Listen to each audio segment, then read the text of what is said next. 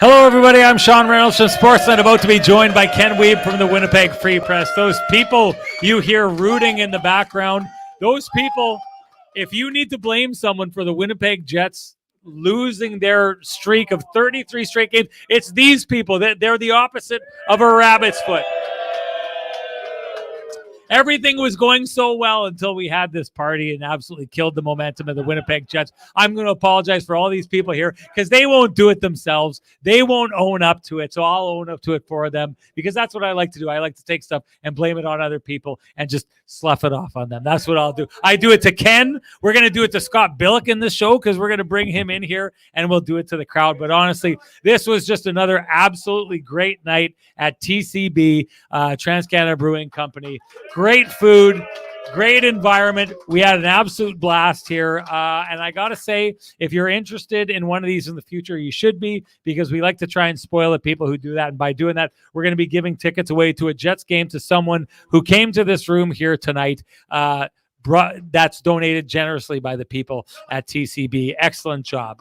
But before I bring everyone in, I'm going to try and get through this extremely quickly. Just to touch on the game, 4-1 victory for the Boston Bruins. I take a look at this game. I think it's more like to me, it feels like it's a 2-1 victory. They get one a little bit late. I'm not saying by any means that this is one of these things where it should have gone either way. I take a look at this and I think the Boston Bruins were the better team in this game. They controlled far too much of that game. If you're a Jets fan and you want to take a look and say we deserve the better fate, I take a look at this and I think if there was any question about the last number of games, the 4 or 5 games that we've seen before this, where we've had conversations on this podcast about the Jets, maybe, okay, are they getting away with it, right? That game against Chicago, did they get away with a tight little victory there, right? Every game that we've been seeing against Ottawa, same thing. Jets swooping in and kind of stealing, victory from the jaws to defeat the last little while, but doing it against some of the lower end teams in the league. I think what was the stat? Their last 12 games, 10 of them have been against teams below the playoff line. 7 of those 10 games have come against the 6 bottom teams in the league. You would expect the Winnipeg Jets, from what we've seen this year, to be the kind of team that kind of punishes those teams, breaks those teams. We saw them doing that not too long ago. They did it against Anaheim. They did it against, to a degree, to the San Jose Sharks. That's what you want to see from that team. They definitely did it to the Arizona Coyotes, just broke those teams and gave them no hope. That's what you want to see. Let's not forget Gabe Vilardi is not playing in this game, and a conversation that we have to get into about Mark Scheifele missing. We'd talked a lot earlier in the year, lots of debate about who the MVP of this team is, right? Connor Hellebuyck is right at the center of that conversation. Mark Scheifele is the guy I talked about early in the year. My opinion has changed, and it has not changed to Connor Hellebuyck. For me, the MVP of this team is Adam Lowry. I think the loss of Mark Scheifele has shuffled him around the lineup, and that's kind of taken away from what he's done so well with that third line. I don't know, you'll get Ken Wiebe agreeing with that, because he's trying to take an axe and split that lineup every single chance that he gets. He's crazy like that, people. I don't know. I can't explain it, but he can try and explain it. It still doesn't make sense to me, but we'll see if he's still on that. But I don't want to use this as an excuse. The Winnipeg Jets, to me, what I saw tonight was a team that the first 2 periods, it took them to acclimatize to playing the level of hockey that we've seen from a team like the Boston Bruins. The Boston Bruins came in here tonight. They got embarrassed by the Winnipeg Jets before Christmas. The Jets absolutely laid a licking on them. It was a game that a lot of people across the league woke up to the Winnipeg Jets and thought, okay, this team is legit. I thought the Boston Bruins went out to exact a little bit of revenge. Again, they do it against a team that is not a full complete team. Losing Mark Scheifele is huge. Losing Gabe Vilardi, who's basically this team's established best scorer outside of Kyle Connor, that's a real tough loss to lose as well. But the Winnipeg Jets, to me, tonight ran into a team that is kind of like that Spider-Man meme. I bring that out every once in a while, but the 2 Spider-Men pointing at each other.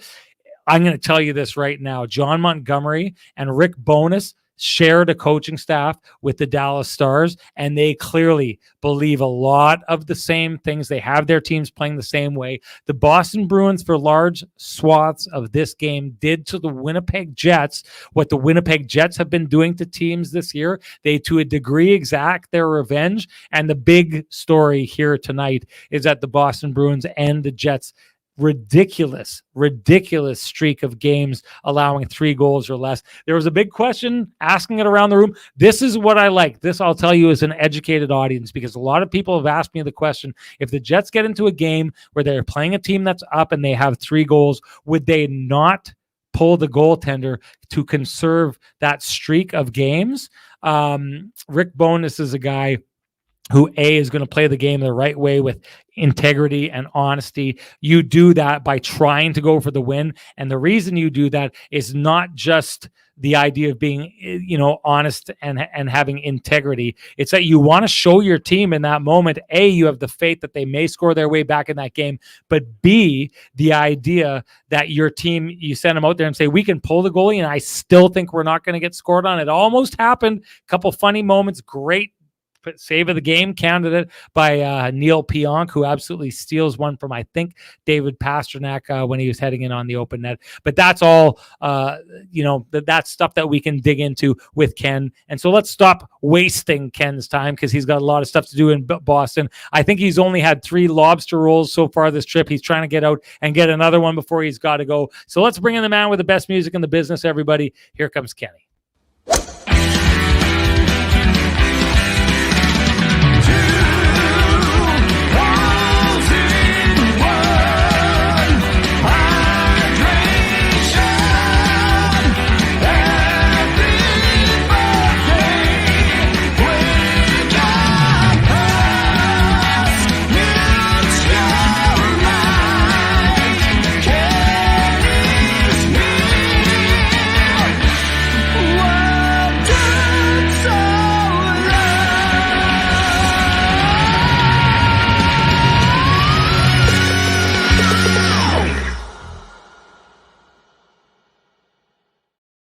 A round of live applause here, Ken, for Tristan Rivers, who we are thinking one of these times we're just going to have him bust in and do a live version of that song. I'm proud to announce, Ken, that as we hand out some of the awards for people here, not only are we handing out Jets tickets, but we like to hand out frosty, delicious 8-packs of Lamplighter Amber Ale for the people who come here and are waiting. And Tristan Rivers was the first winner of the Lamplighter Amber Ale. I know a lot of people thought that I was just cheating and trying to get it his way, but we had people here who watched the process. It's a legitimate process, people. I know. Listen, there's a lot of people who are sour because they didn't win their frosty, delicious 8-packs. He deserved it. They didn't. And the lottery gods went in that direction. So it's one of those times where the hockey gods and the lottery gods got it right in this case. But Ken, enough of that. Want to bring you in here. You were there. What'd you see in that game quickly before we bring in the flute? Because he's waiting in the back room, in the quiet room, because some of his takes sound like he's had a couple bumps to the head. So we're going to leave him in the quiet room and we'll bring him in. But you got to tell us what you saw in that game first, Kenny.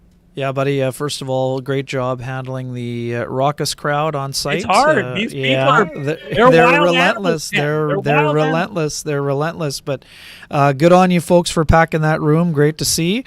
Sorry I couldn't be there with you. What I saw from the game, I saw a very hungry and determined Boston Bruins team. Not surprised with the effort that they exacted out on the ice. Was in the Bruins room this morning, spoke with James Van Riemsdyk, who was very impressed by what he saw from the Jets in December, but you got the sense that the Bruins were going to have their best this evening, and they absolutely did have their best. I will say this, the Jets did not generate very much offensively until the third period, and even then, not the same amount as we're used to seeing, though it was much better. The Bruins were so relentless, Sean. They were absolutely diligent in terms of their forecheck. They were creating all kinds of chaos in the offensive zone. The Jets had an incredibly difficult time with their breakout. They generated very limited speed through the neutral zone. They always had a man there, and if there was not a man impeding your progress through the neutral zone, somebody was on you from the back with the back pressure. It was so impressive. Again, this is a Bruin. This is championship hockey, a team that's big and strong. The Jets, were right there with them, yes, for the majority of this game, but you said it in the open. The best team on the ice was easy to distinguish in this game, and the Bruins were the hungrier team, and they had more players rolling in this game. Now, sure, like we said, the Jets were missing some key cogs. There's no doubt about that, but I didn't think they were particularly sharp. Their puck management struggled at times, and there just was not a lot of continuity. Van Riemsdyk told me this morning he was so impressed by how connected the Jets were when it came to that game in December. Great he basically felt that they skated them out of the building, but they were so connected and so organized. That's the word that he used, organized, which I love the word because it was very apt in the description of how the Jets played on that night. Today it was the Bruins that were organized, Sean. They were the team that didn't give up a lot of grade A scoring chances. I think the Jets played hard in the game, but I just think that they were the second fastest team and they were the second best team on this night. Would I say that's an issue or it's something to be concerned about? No. But I would say that a lot of the teams that they had been playing lately are not of this caliber.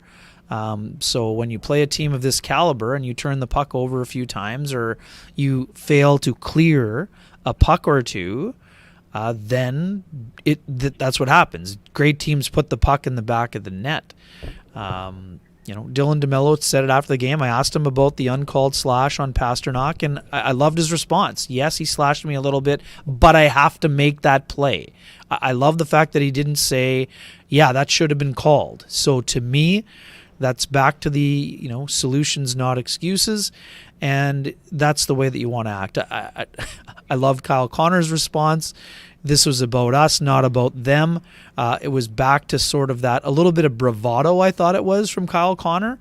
They were good, but, that could have been avoided if we had played better. Kyle actually thought the Jets played a little bit timid during the game, which was, he was very direct in his answers today, Sean, which I loved. Great accountability. But this was a great, reminder of, the type of attitude that is required if you want to be one of the best teams, right? Yes, you have to tip your cap with the way the Bruins played, but the Jets can't be happy with that effort because it wasn't an A+ effort. And if you want to beat an A+ team, you better bring your best effort. And I don't think the Jets had their best effort today. Again, I don't think it was from a lack of effort, but I just don't think that they were at their peak. And the Bruins were very sharp, and they wanted to let the Jets know that their effort from December was not their normal effort either.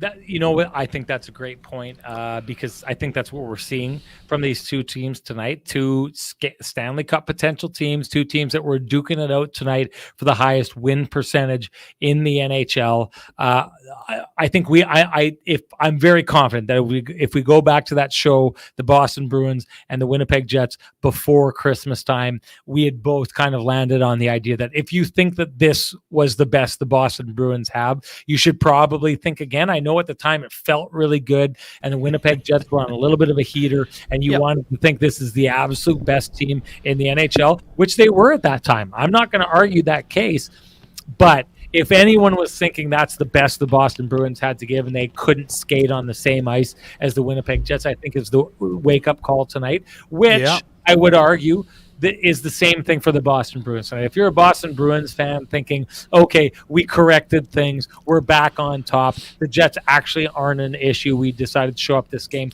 you're missing the plot if you're going to go down that road. Both these teams have come away with victories. These are two of the top teams in the league. They're two teams that know how to steal large swaths of the game from the other team. The Winnipeg Jets did that in their first meeting. The Boston Bruins did that in their meeting here tonight. But I leave this game, Ken, with more questions than I have answers, because I really haven't seen the Winnipeg Jets looking their best, playing the Boston Bruins at their best. And so it leaves me walking away from a situation where if I'm the Bruins, I don't have a ton of confidence about how I stack up against the Jets based on tonight's game. But I think from walking away from this game, and Kyle Connor can say what he wants about that situation, to your point, it's a little bit of the bravado that we saw from the Jets in the days past. If Kyle Connor wants to rely on the idea that what we saw from the Jets in their last game against the Bruins was what we should be taking away from that, I think both these teams had a lot to give in those two games. And to be honest with you, I think that last game that we saw the Jets absolutely hang one on the Boston Bruins was not the best version of the Jets. And I think what we're seeing from the Bruins tonight is not the best version of the Boston Bruins. These are two extremely capable teams that will be eyeing each other up from afar with the expectation that, hey, we better be ready, because if we get to where we want to go and get to the Stanley Cup final, there's a very good possibility that that's the team we will be seeing coming from the other conference. Hey, I want to let's keep it. Let's give the official wake up to those folks. You have something else? I think the Pristine Roofing wake-up call tonight is for the Winnipeg Jets themselves. If they thought what was happening for the last number of games, that the effort that they've put in and a lot of wins, right? A lot of people come here and they keep saying the same idea. This, to me, is that whole idea when people are like, yeah, but they won and it was a gutsy effort and they did this and they pulled it out and all those kind of things.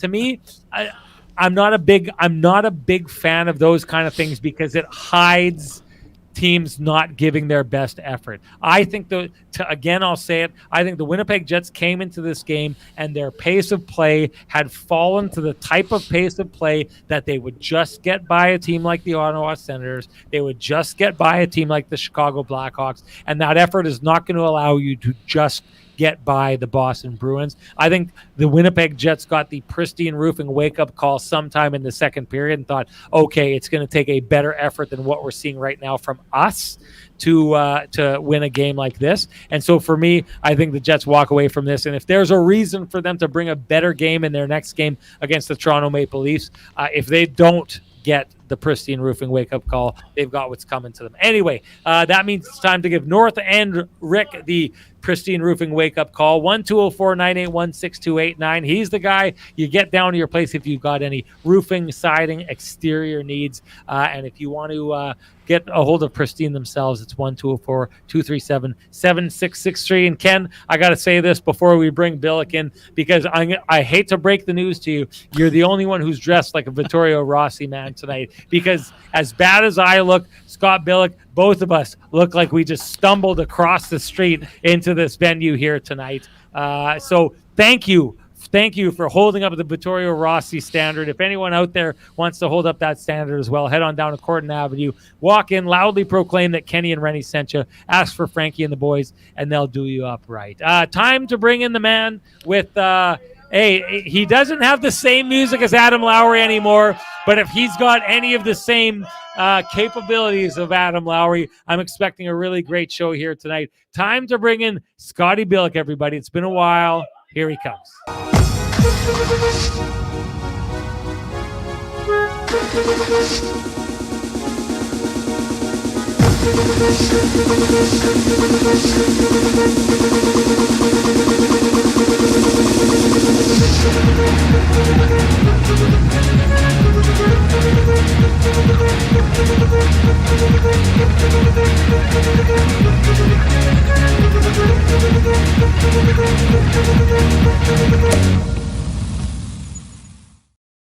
Another Tristan Rivers special there. Do you hear that, Shawnee? Do you hear that, Shawnee? I've been making jokes all night, Ken, that Scott's been banned from the show for bad takes, because sometimes we don't agree on things. But honestly, it's great to see you back in the show here, and I know everyone is super excited to see you here, Scotty. Scotty, just start off with the open buffet. I think Ken left a little bit for you there, and I know you've already had a TCB buffet here tonight, a pizza buffet, which is, about as good as unreal. But the buffet is yours, my friend. What did you see here tonight? Yeah, I mean, I think the Jets and the Bruins are 1-1 in the best of 9 Stanley Cup final right now, right? You hear that crowd though? I'm just playing to the crowd now, Shawnee, from back here in the team member room at Trans-Canada Brewery. Yeah, I mean, I think Kyle Connor said it best. It was just effort and execution. The Jets lacked both of them tonight. And, by the time they hit the third period, they're down. Well, they were down a goal going into the third, but, DeBrusk scores the goal, and that one's kind of a killer because you're just about to go on. Well, you're going right onto the power play after the 4-on-4 period, and you give up a shorthanded goal, and that kind of kills them. The Bruins outplayed the Jets, right? I mean, that's what it was. They came out. The Bruins showed exactly what you want to see. Like, if you're a good team that has an off night, you want to come back out against the team that you just had a bad night against and play better. And that's exactly what the Boston Bruins did. I think we're seeing a couple things, Shawnee and Ken. Like, I think we're seeing a Jets team that is sorely missing some scoring from Mark Scheifele and even tonight Gabe Vilardi.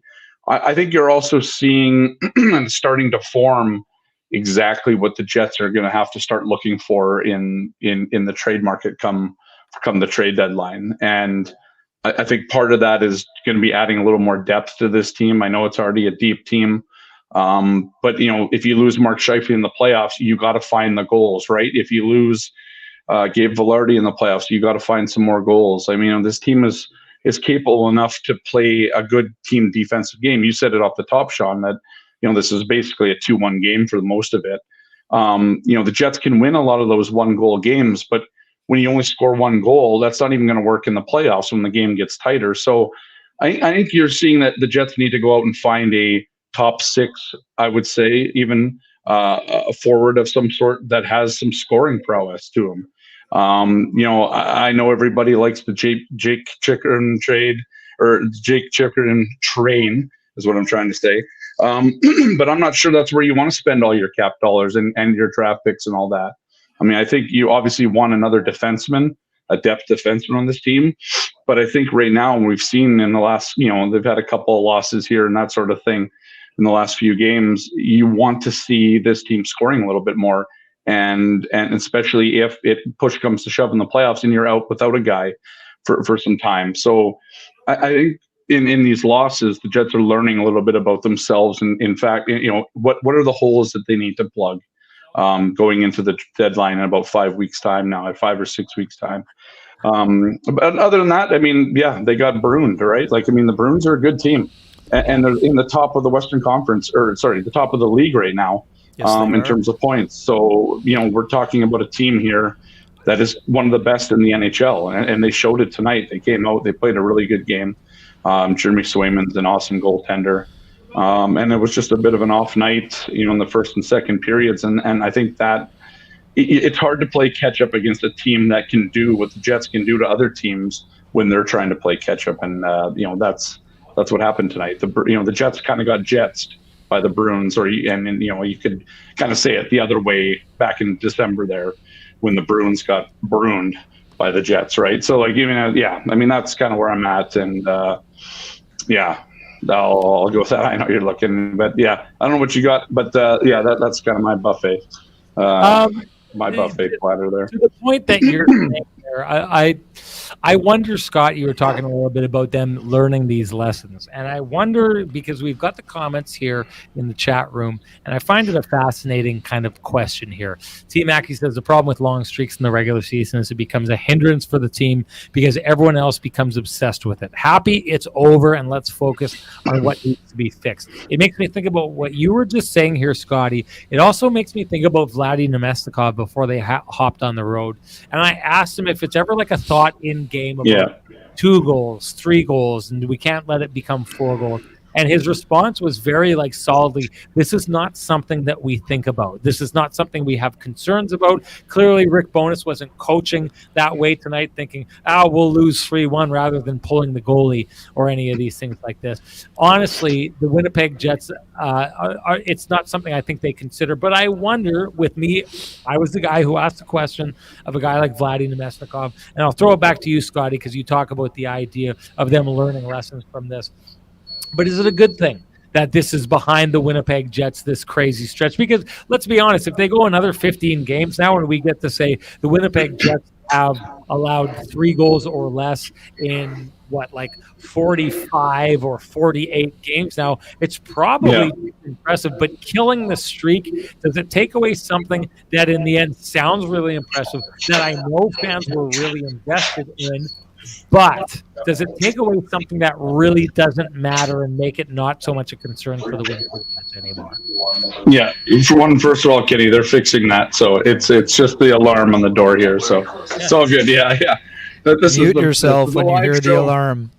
Well, I didn't even hear it until I saw your face, and then I took out. Anyways, sorry, Shawnee, what is your question again? You basically, is it a good thing? Scott, there's some benefits from it. Scott, hey, listen, you've been in timeout for a long time. If you can't keep up when you do get back in, I mean, I'm dealing with an alarm when you get sent down and you get brought back up, you can't be missing. Oh my gosh. Anyways, do I think it's good that it's past them? The idea of the thing that we've been talking about that has been a huge deal. We've been talking about the national media, I think, is really, really high on this thing. The idea of allowing 3 goals or less. Now that it's dead, it's buried. I don't think they give a crap, Sean, to be honest. Like I don't think the Jets are talking about it.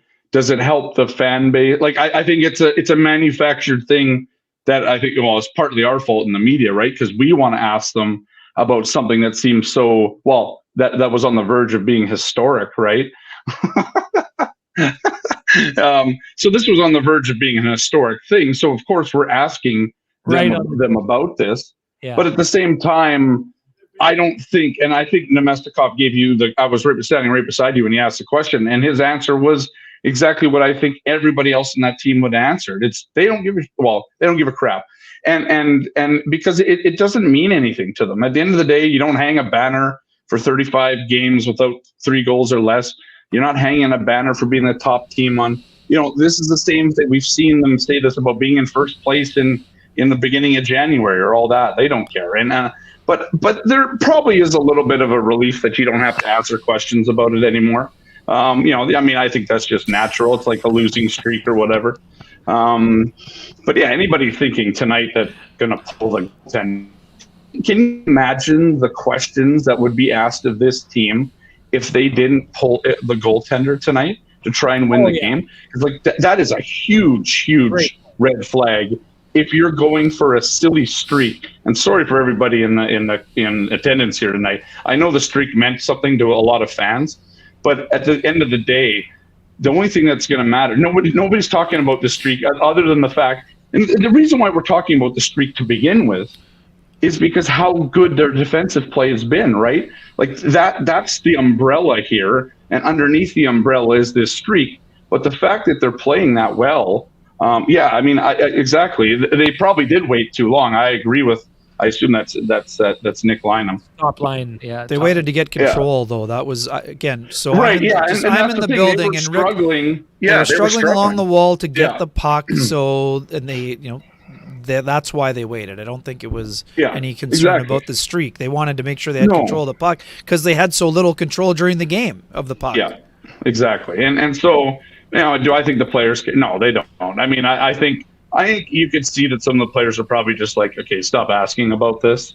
Especially probably Rick Bowness after a while. But it doesn't matter to him. I think it was just a thing that fans could get behind. But at the end of the day, it really just at the end of the day, it tells you how good of a run this team had at limiting goals against, which is, I think that's remarkable. It's a remarkable part of their season, which turned out to be nearly half of the season. Yeah, them allowing so few goals, right?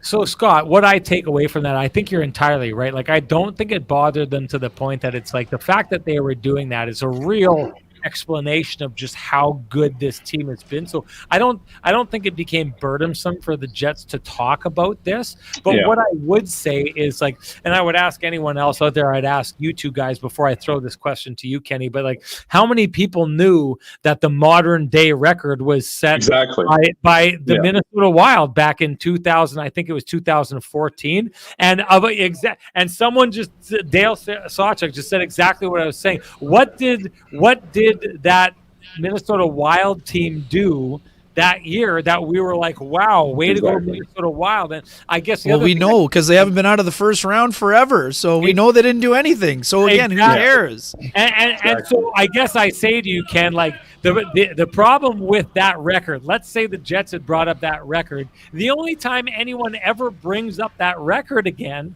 is the next time someone challenges that record. But to that point, it's a little bit of a meaningless record. So Ken, I just ask you and kind of drop in your thought process on it. But like, do you think it takes anything for the Winnipeg Jets that they get into this? Do you think there's any kind of weight lifted off their chest that they don't have to worry about it, or the fact that they had 4 goals scored against them tonight, does it have any meaning at all for this Winnipeg Jets team? No, I mean, quite frankly, Dylan DeMello, when I asked him about it, he kind of cracked a joke. He said, well, do we have to put an asterisk beside it because it was an empty net goal? So, but then he quickly got after it. And so, like, I don't think the streak that actually is impressive to me, of course, it's impressive when a team can go almost half a season with allowing 3 or fewer, but 14 in a row of 2 or fewer, and close to 20 of 2 or fewer in regulation.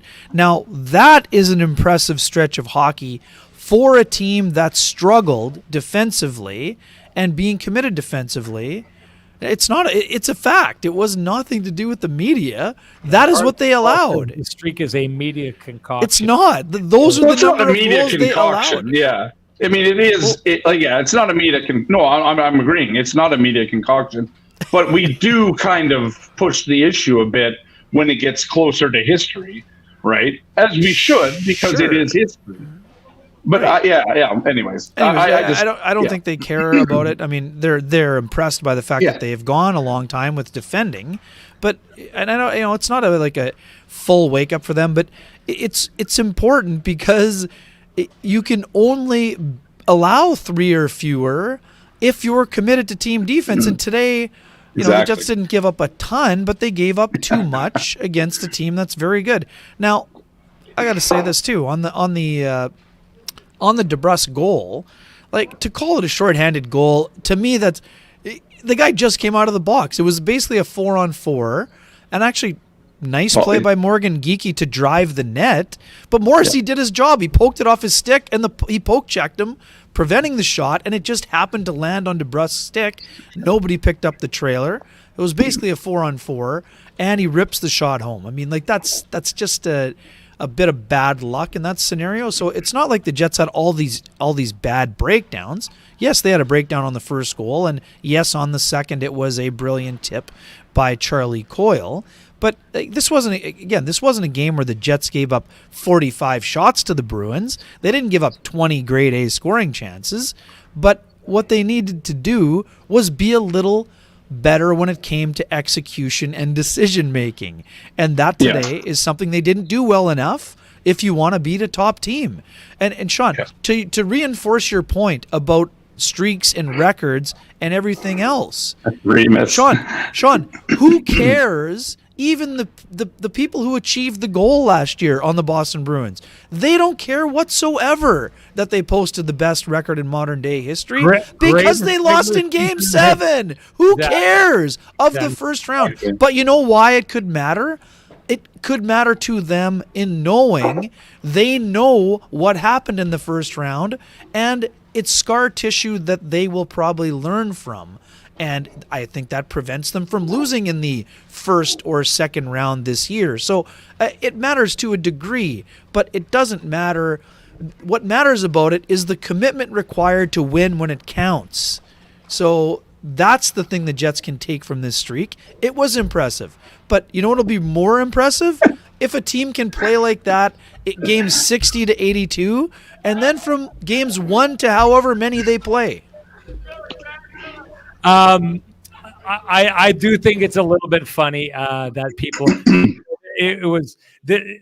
There's some people landed on the idea that this is entirely a media concoction, that this is something that should have never been talked about before. Tishu says, you guys are still talking about it. Why? I'm going to get a hold of said at the national level and let them know Tishu's had enough of this talk and to stop doing it right now. Sorry, Tishu. We'll get out of the way there. But I do think this is a funny comment by Boy Bruce, who says, I love that we were all fired up for the record now. It's like, who gives a hoot? It's pretty funny because we had comments in this show for the last little while. Every time they lost, but only allowed 2 goals, they'd say, well, we lost, but the streak's still intact. So there's people who did care about this. I'm sorry, Tishu, that not everyone thinks like you, but we will move on, Tishu, to keep the integrity of the show, in your opinion, going in a direction. But before we do that, Ken, I'd like you to give a shout out to Sweet Lou. Yeah, for folks who have realty needs they'd like to have met in the new calendar year here, you can be in touch with our good friend Lou Ferlin at Roll LePage Dynamic Realty, 204-791-9971, or at the office, 204-989-5000. His email is lou@louferlin.ca. That's LOU@LOUFURLAN.ca. Lou Ferlin, excellent realtor, excellent human being, and excellent supporter of the community, including this podcast. Tell him Kenny and Renny sent you for your housing needs. Sweet Lou went like something like 104 games, allowing 3 goals or less. So he's all over, folks. Let's dive in a little bit with. I want to get your thoughts on this, Scott, about what we've seen from the Jets as of late. Like that, yes, they were winning. Yes, they had this crazy streak of games against some of the lower echelon teams in the NHL. I wonder what your thought process. I don't know how you feel. I'd said it earlier. I don't know if you were in the show when I said it. I feel like the Jets here tonight got a little bit of a wake-up call around the second period where they're like, okay, we can't just kind of half-ass this thing and pull out a victory at the end against a team that's a little bit subpar. I think if the Winnipeg Jets come out with the effort that we saw in the third, throughout the first and the second, this is a much different game. Maybe Boston still wins. But I wonder for you, is there any kind of concern with what we've seen from the Jets lately, who I don't think we've seen. We've seen the Jets fall back into their structure time and time again. I think that's a positive thing because last year, I think what we saw before the Jets fall was a team that was still winning, finding a way to win, like people like to say, which some people think is a really good thing. I don't think it always is. I think a lot of times it hides problems. But last year, we saw a team falling out of its structure and still finding a way to win. This year, we're seeing a team that maybe doesn't have the effort that we're used to them seeing, but still staying within that structure. But not having that effort, I think, may have cost them tonight. Do you have any concerns about this team in the idea of the hockey we've been seeing from them lately, eking out games against some of the team's lower teams, and what that means going forward and their ability to find their best game going forward? Not really, because I think it's still a lot of this does hinge on Mark Scheifele being out of the lineup, right? Like the line combos that just don't seem to connect the way that they were when Scheifele was back in the lineup. This team doesn't really necessarily have this might be controversial, a bona fide second line center, right? Like I think Vladimir Mestikov does very well at that job, but I'm not entirely sure this team, like this is part of the thing I think this team needs going into the deadline is probably, a reasonably good second line center. But that being said, I'm not concerned about it because I think, until when this team is healthy, or at least when this team has Mark Scheifele, this team has 4 lines that they can roll wave after wave after wave. And we just haven't seen that since the Chicago game when he got injured. So basically we're talking going back now, whatever it's been, it's been a few games. My concern is that I think what Rick Bowness said earlier in the season is starting to, it was a bit prophetic. It's not prophetic in the sense, we all know this is going to be the case. The league is starting to tighten up. I think we could all agree, when you're playing some of these best teams right now, and some of the teams that the Jets are playing at right now, these teams are starting to tighten up, and the difference in the game starts to become special teams. Like there starts to be a problem with if you score a power play goal, that can turn the tide. You get a good kill. I think we're seeing a Jets team that's improved on the PK. I think they're 21 for the last 22 in their last 9 games now. But the power play still is just miles off of it, right? I mean, I think you watched it tonight. They went over 3. They only had 3 shots. They needed a goal there in the third period to get themselves tied back in the game, right? I mean, I think by the time that power play came, well, that's when they gave up the shorthanded DeBrusque goal, right? We can argue all we want whether it's a 4-4 goal or a 4-5 goal. It doesn't matter to me. The fact is they gave it up, and so this power play is to start clicking, right? Like it just, again, tonight, it just didn't look very good. They weren't really moving the puck. There's not enough traffic in front. There was definitely 2 of the 3 of those shots went right into the breadbasket from nothing, right? There's nobody in front, no traffic.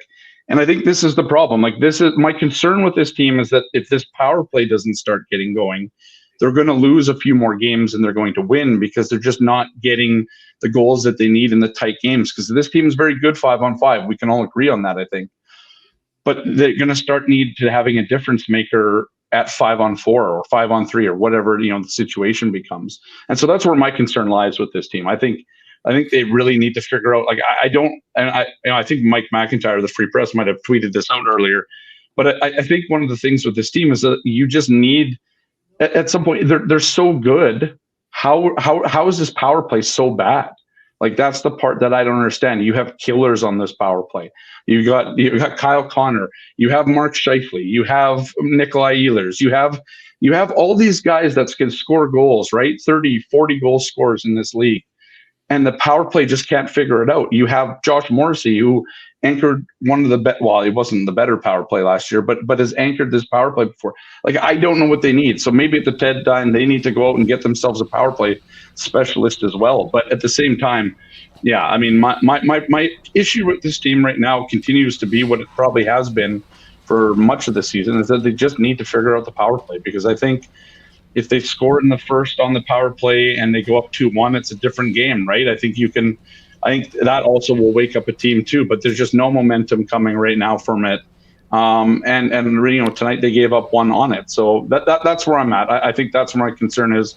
I think we need a longer time of this team playing some of these lethargic games to say that that's a concern. And I think you need to see that with also Mark and Gabe in the lineup before we can start looking at it like that. So, yeah. Oh, gosh. So perfect time for the Jets. I love how Sean, people actually think that is the thing that happens. But anyways, yeah. Well, Sean, so perfect time to play the Leafs, because we're going to learn if there's going to be a reversion, because the Leafs are going to want to play coast to coast, wide open offensive game. Yeah. And the Jets are going to want to play a structured game. I mean, people have been saying, oh, when did things collapse last year? Well, Jets were in first place in the Western Conference in the Central Division around January 16th or 18th. And then they started stumbling. So I don't think that we're seeing the same thing at all this year. No. But there's been a regression in their game, not the same type of regression. But this is an important time, because the Leafs, a couple wins on the road trip, they're feeling better about themselves. But at the same time, they don't play a structured game. And so let's see how the Jets play. Can the Jets impose their structure and will against the Toronto Maple Leafs team that has a lot of high-end talent, but aren't really defending well? They haven't gotten a lot of great goaltending. So that to me is the test. And just quickly here, for people who didn't see the post game, Gabriel Vilardi dealing with the lower body issue. We talked about this on Saturday, Sean. It was the first time this year, probably outside of the game, he was injured in the first period, that Gabriel Vilardi didn't have an impact on the game. He made a couple nice plays, but he wasn't as offensively involved as we've been seeing. Wasn't moving around very well. Lower body issue, day-to-day officially. Rick Bowness isn't sure if he'll play Wednesday or not. And two games in a row, that's 2/3 of a top line in the game today. And quickly on Mark Scheifele, I watched him very diligently during the morning skate. So Sunday he skated for the first time very lightly. Today, pushed himself a little bit more. But this isn't about like holding Mark Scheifele out for precautionary reasons. He's dealing with the significant groin injury. So you don't just put a guy back in a game and run the risk of him making a tight turn or getting hit or falling funny and then having a 2-week regression. So they are being cautious, yes, but Mark's not the fact that Mark didn't skate until Sunday, that should tell you everything you need to know. This guy loves being on the ice. When the Jets had an optional skills session the other day, Mark Scheifele would have been the first guy on the ice and the last one off if he was close to playing again. after the injury. So, yes, I see significant progress being made from day to day, but Mark hasn't taken anything close to contact, and contact also causes issues with the groin injury. So I think the Jets are going to have to be ready to play without Gabriel Velarde potentially, and Mark Scheifele certainly on Wednesday. And, maybe he might be ready for Saturday, but if you're the Jets and you don't play until February 6th, what is the benefit of having him in that game and running the risk? Instead, you get 10 more days or 12, and then you have him come back fully healthy. So that's where I'm at with that. Then we'll see what happens from there. And just a quick one for your boy Bruce. In the third period, it was Vladislav Nemestikov centering the top line with Nikolai Ehlers and Kyle Connor.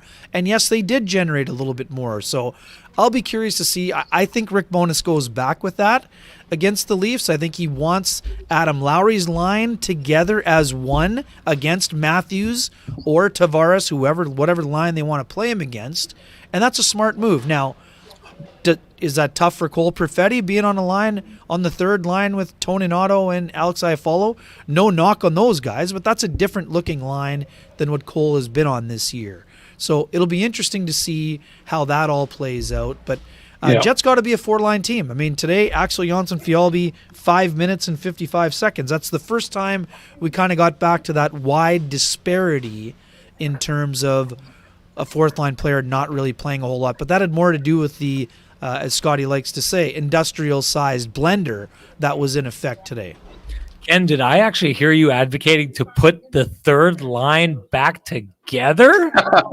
They were already back together, buddy. Come on, they were already back together today. Did someone sit you down in Boston? I feel some kind of league executive or something sat down and had an intervention with Ken in Boston to get him trying to think the right way. Honestly, I'm happy to hear it. It's been hard for me to watch you go down this road, Ken. It's hurt someone who cares deeply about you to watch you do this to yourself. It's Matt Heinen says here they reunited the third line tonight, and the Jets were better in the third period. Coincidence? Well done, Matt. I don't think so. I just have to say, to me, that's the Cambrian. That really did pay off, and if you're looking to pay off high-interest credit cards or debt, we suggest you go talk to our friends at Cambrian Credit Union about their payoff loan. They can show you how taking out a loan to pay off your debt actually gets you debt-free faster, and you can save thousands of dollars. Go to Cambrian.nb.ca to book an appointment online. And if your bar, Ken, is that they have to come back and win the game by reuniting that line, not just fix a lot of the problems happening, then that intervention didn't work. So tell me who it was who tried to set you straight and got halfway down the road and then left half the road undone, because I promise, Ken, and this may be a little bit of foreshadowing, I'm going to correct this Ken Wiebe third line take of yours. If it's the last thing I do, I will pull out all the stops, all the resources, and correct this. I hate seeing you go down the wrong road, and we're going to have to stop that. It's a bad one. Yeah, sorry, Kenny, but I mean, you guys can both say whatever you want, because we don't normally eventually agree, Alex Iafallo can do the job, and then Nino can help Cole Perfetti. But we'll when it comes to what they need right now is getting that third line back together, buddy. It's good. I am it's making good. You didn't mishear me. I said it right now. We will take care of this down the road in a very fast fashion if that's what it takes. Anyway, we need to move on here. Time for the Johnson Group Got You Covered play of the game. There's a couple that could actually kind of go, both the keg or the Got You Covered. Scotty Billeck, I think there's a very obvious Johnson Group Got You play of the game today. What do you got?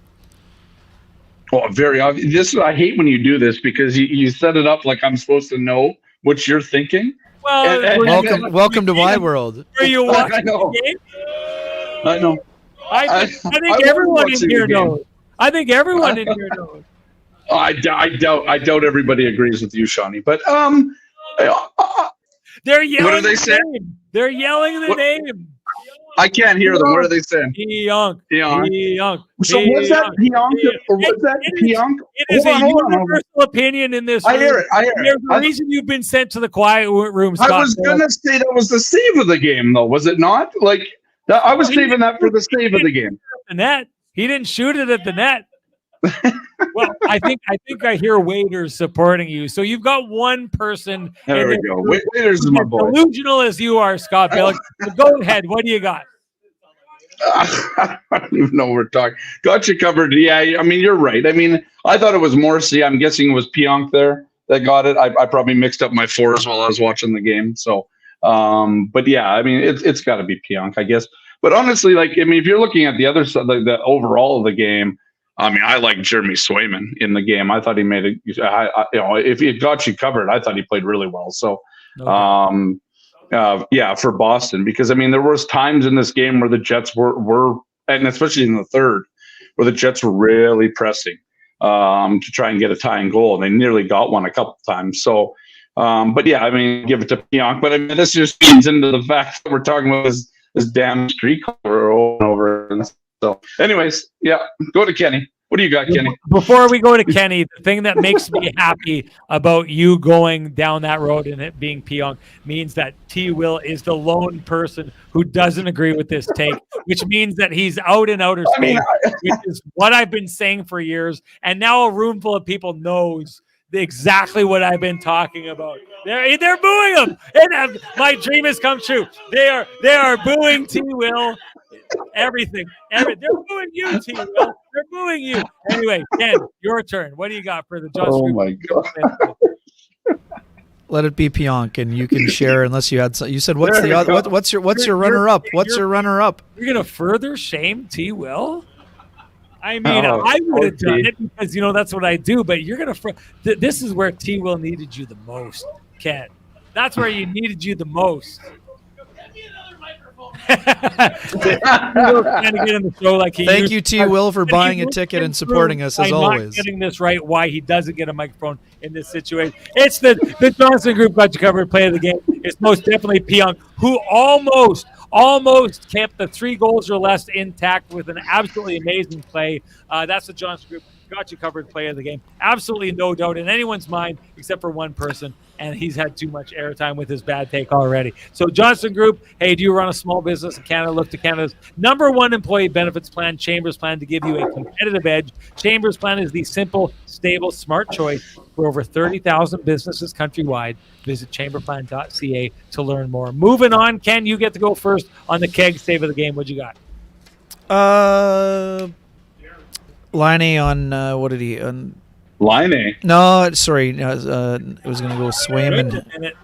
Swayman. Sorry. What a game! What a game for Patrick Liney tonight. No, Swayman on Mason Appleton one-timer. It was a bit of a sleepy play, but nice puck movement, cross-ice pass. Had to get the right pad across. That was my choice. Hellebuyck, couple honorable mentions to keep the game tight when it was, on the verge of kind of going the opposite direction. I thought in the second period, Hellebuyck had a couple of big saves overall, but yeah.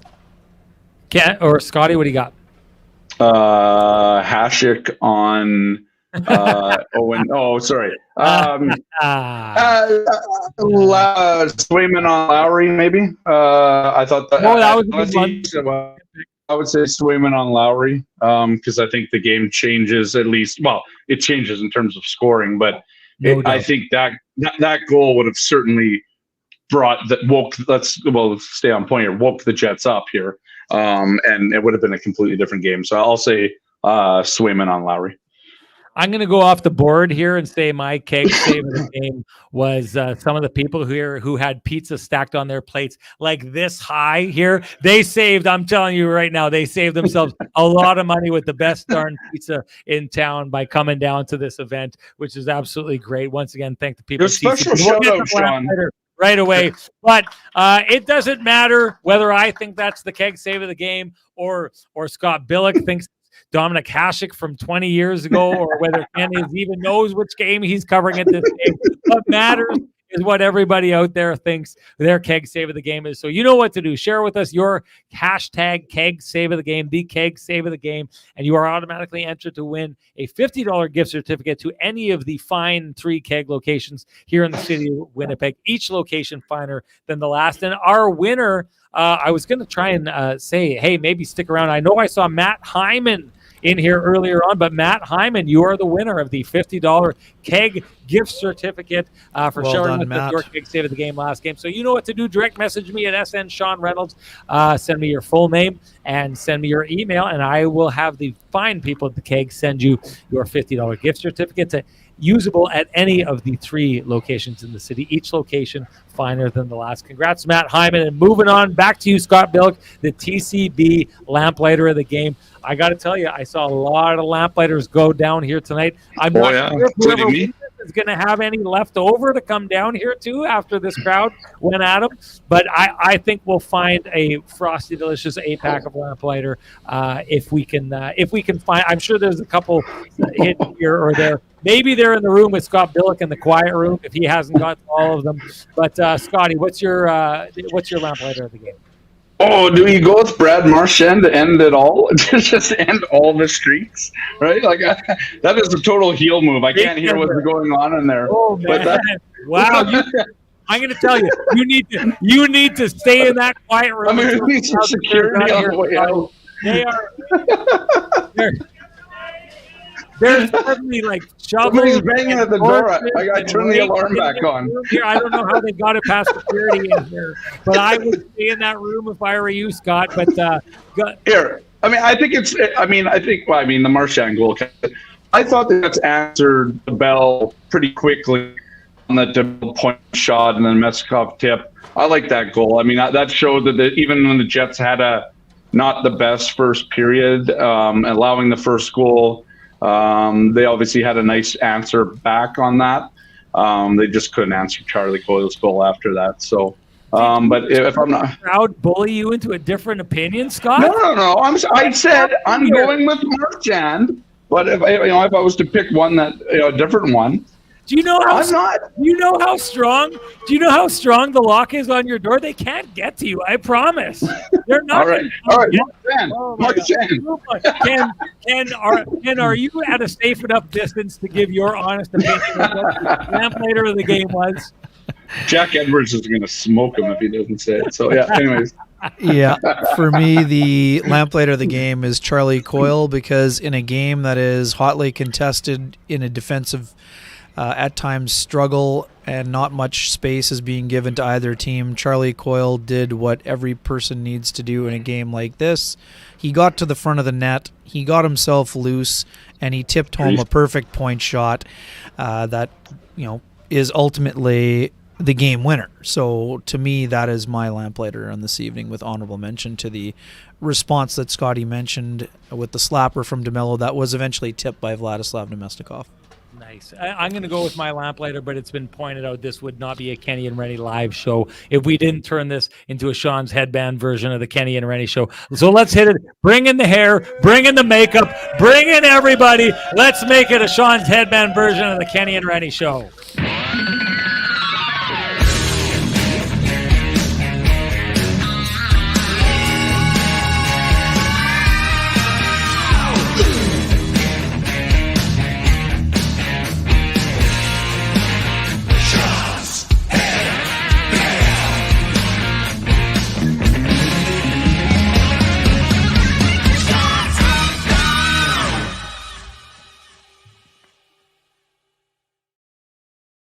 We just quickly told the story of Tristan Rivers, who once again helped save the audio issues with this show.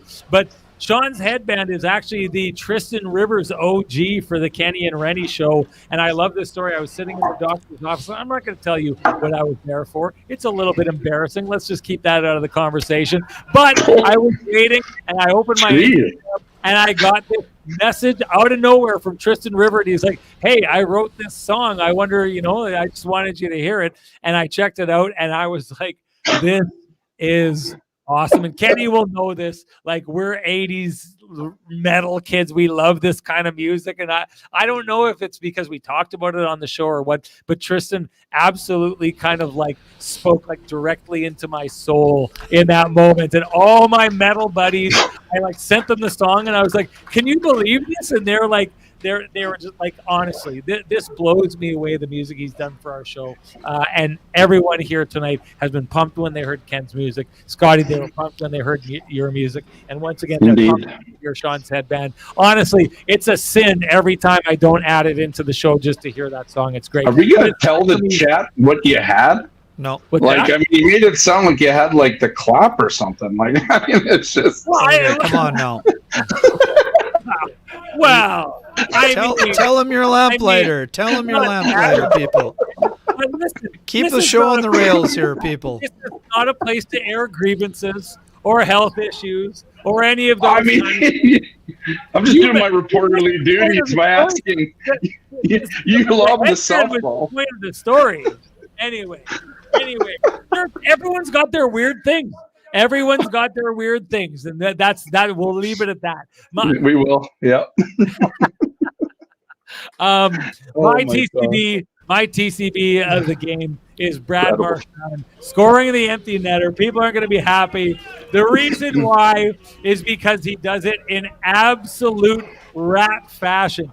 I was here watching this game, and when he bobbles the puck and looks like he's actually not going to score, the elation in this room of people who are now saying, yeah, the streak never meant anything to me. Everyone was like, oh my God, the streak is back. And then he took it away and threw it in the net. And just to see so many dreams crushed, I don't know, it brings happiness to my heart to see all these people.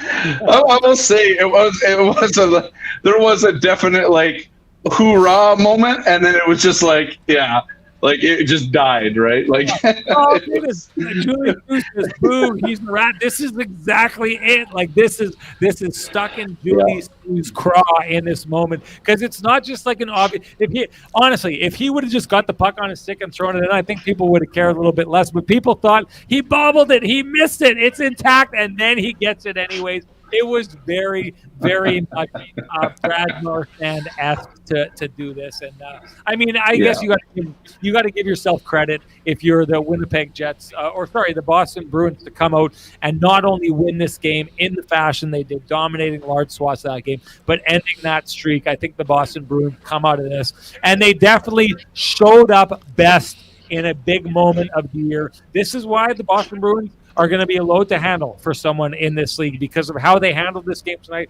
I know as a Jets fan, you look at this and there's a bitter taste in your mouth, but the fact that the Winnipeg Jets are a measuring stick team, the Boston Bruins, and I've said this, I don't agree with the assertion that everyone who comes in, the Jets get everybody's best. I don't buy that for a second. I think a lot of teams come in, lower level teams, and they mail it in because they don't expect to win against the Winnipeg Jets.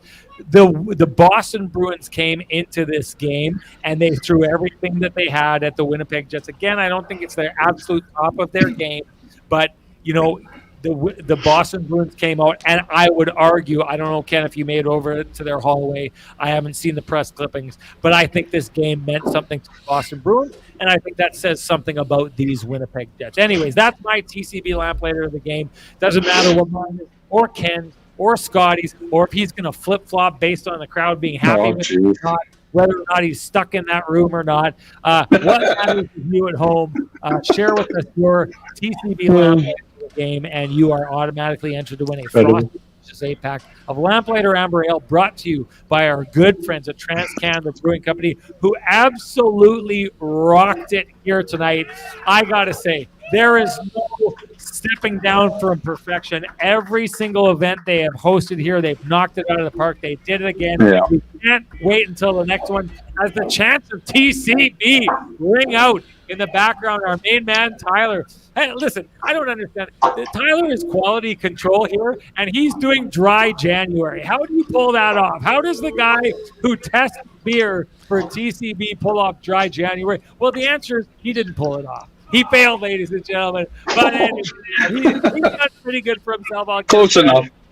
One of our favorite people here down at TCB. We've got great relationships here. I don't know that we have a better one than Tyler, who's just always in the chat room, always front and center in these things, absolutely rock, and is one of the reasons that Lamplighter Amber Ale is the frosty, delicious nectar of the gods, no doubt. Let's hand it out. Our Lamplighter of the game is David Martino. David Martino, you know what to do. Direct message me at SN Sean Reynolds. Send me your full name and send me an email, and I will send you a voucher for a frosty, delicious 8-pack of Lamplighter Amber Ale, brought to you by our friends, our great friends at TCB. It is the nectar of the gods. You got to try it out. Thank you so much. Guys, any final thoughts before tell them when the next show is while they're here and eating out of your hand here. Tell them when the next show is. I've done enough work here tonight while you're off eating lobster rolls and everything. I haven't even had a lobster roll yet, but thank you. February 19th, folks, afternoon game on Louis Riel Day, I think. February 19th, afternoon game, Jets versus Calgary Flames. We'll get the ticket link up in the next couple of days, but in the meantime, if you're interested, let us know. I do a lot of joking, although I don't think I'm joking about the crowd trying to get to Scotty in the quiet room. That's something I'm actually a little bit concerned about. See the door handle shaking right now. Some security here. But in all honesty, this is another sellout for the Kenny and Renny show. We are awesome.